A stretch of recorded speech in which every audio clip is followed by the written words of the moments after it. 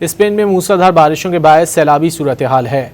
Spain के कई इलाके शदीद तूफ़ानी बारिशों की जद में हैं। सड़कें, मकानात और खेत पानी में डूब गए। हज़ारों अफराद नकल मकानी कर गए। महकमे मौसमियात के मुताबिक तेज़ बारिशों का सिलसिला फ़िलहाल जारी रहेगा। स्पेन में मूसलाधार बारिशों के बायस सैलाबी सूरत हाल है। स्पेन के कई इलाके शदीद तूफ़ानी बारिशों की जद में हैं। सड़कें, मकानात और खेत पानी में डूब गए। हज़ारों अफराद नकल मकानी कर गए।